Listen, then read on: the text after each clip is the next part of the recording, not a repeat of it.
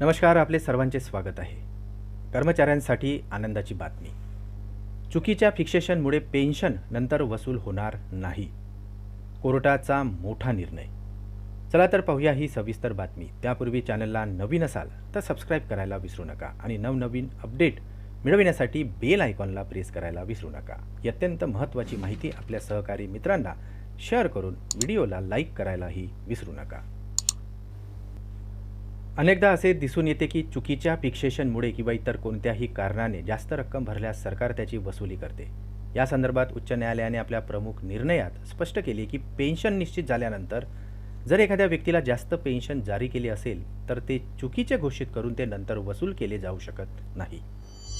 एका प्रकरणामध्ये याचिकेत न्यायालयाला सांगितले की ते जुलै 2089 मध्ये केंद्र सरकारमधून निवृत्त झाले होते. विभागीय चुकीमुळे त्यांना जादा पेन्शन देण्यात आलेली होती.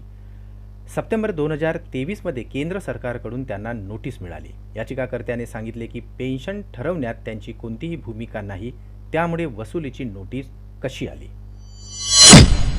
केंद्राने या प्रकरणाची चौकशी न करता तत्काळ नोटीस बजावण्याचे आदेश दिले. आरबीआयच्या मार्गदर्शक सूचनांचा हवाला देत केंद्र सरकारने यातून सुमारे 3 लाख रुपये वसूल करण्यात येणार असल्याची माहिती दिली होती. याचिकाकर्त्याने अर्ज देऊन नोटीसीला विरोध केला, मात्र केंद्र सरकारने त्यांचा अर्ज फेटाळून लावला. याचिकाकर्ते यांनी केंद्र सरकारच्या या आदेशाला उच्च न्यायालयात आव्हान दिले आणि वसुली आदेश रद्द करण्याची मागणी केली. न्यायालयाने याचिकाकर्ता यांचा कोणताही दोष नसल्याने या प्रकरणात शिक्षा देण्याच्या केंद्र सरकारच्या निर्णयावर प्रश्नचिन्ह उपस्थित केले. आपली चूक लपवण्यासाठी अधिकाऱ्यांनी याचिकाकर्ता यांच्या पेन्शनमधून सुमारे 3 लाख रुपये वसूल केले. न्यायालयाने केंद्राचा वसुली आदेश रद्द केला आणि वसुलीची रक्कम याचिकाकर्ता यांना परत करण्याचे आदेशही दिले. हायकोर्टाने आपल्या निर्णयात असेही सांगितले की चुकीच्या फिक्सेशनमुळे जादा पैसे भरले गेले तर ते निवृत्तीनंतर वसूल करता येणार नाहीत. पेन्शनधारकाची चूक नसेल तर ती वसूल करण्याची गरज राहणार नाही.